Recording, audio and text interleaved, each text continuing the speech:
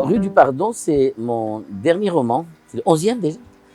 Et je raconte l'histoire d'une chikha que j'ai connue.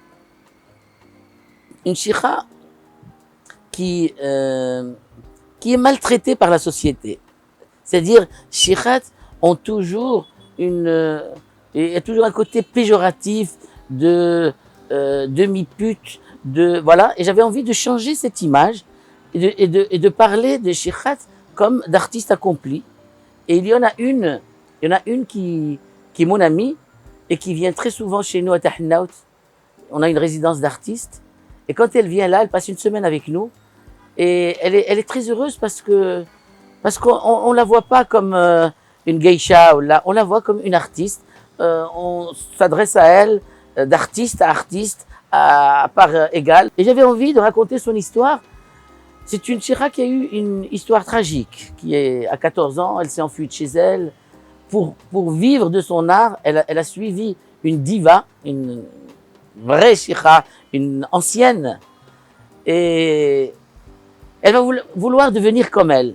Elle va vouloir, quand elle la voyait petite dans la rue, elle la voyait maquillée avec du rouge à lèvres, elle la voyait avec ses djellabas moulantes.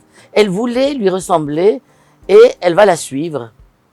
Elle va la suivre et là, il va y avoir tout un drame parce qu'elle va être empoisonnée par les autres chikhats. Elle va vivre un calvaire et j'avais envie de parler de ces femmes. C'était l'excuse pour moi de rendre justice à ces femmes qui sont marginalisées mais libres.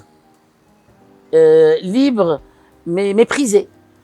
Elles sont adulées, mais elles sont craintes. Elles rentrent dans les maisons. On les traite de voleuses d'hommes. et ce sont des femmes qui nous ont appris beaucoup de choses, qui ont poussé à son paroxysme nos contradictions. Elles nous mettent le nez dans nos contradictions.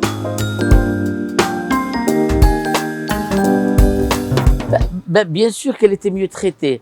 Autrefois, on a dans l'histoire de chikhats, on a des chikhats résistantes, comme Khorboucha qui est morte emmurée dans une géole à Safi, qui s'est insurgée contre un mkhzen autoritaire. Elle s'est insurgée contre la dictature d'un certain mkhzen de l'époque. Et vraiment, ce sont des femmes. Si vous écoutez bien les chants de chikhats, on comprend tout leur pouvoir, le pouvoir de ces dames. Il y a un copain à moi qui s'appelle Hassan Jmi qui a fait sa thèse sur l'Aïta et c'est absolument incroyable ces femmes.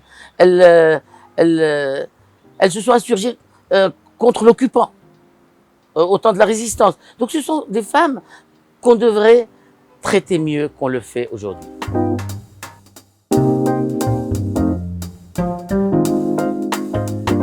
Je crois que l'inceste est tu dans le monde entier. D'abord, il existe dans le monde entier et on n'en parle pas. On n'en parle pas beaucoup. Et c'est-à-dire, même les mères, des fois, sont complices. Elles se taisent. Elles ont peur de la honte.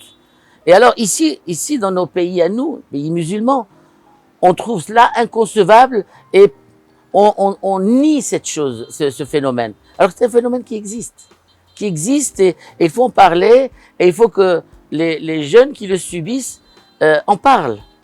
Parce que voilà, c'est terrifiant comme... c'est absolument terrifiant.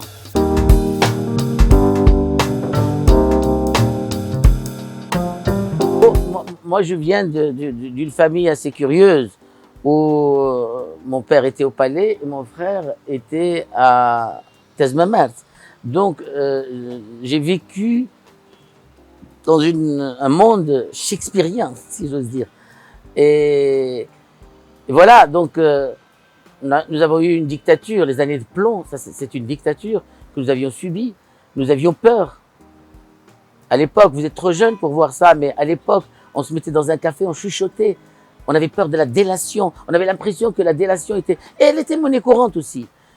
Nous étions un État policier.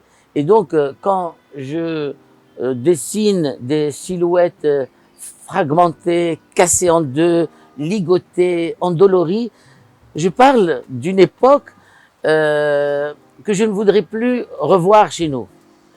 Parce que l'histoire est un éternel recommencement et il faut prendre garde. Il faut prendre garde de la violence qui est omniprésente et qui peut ressurgir n'importe quand. Donc, il faut parler.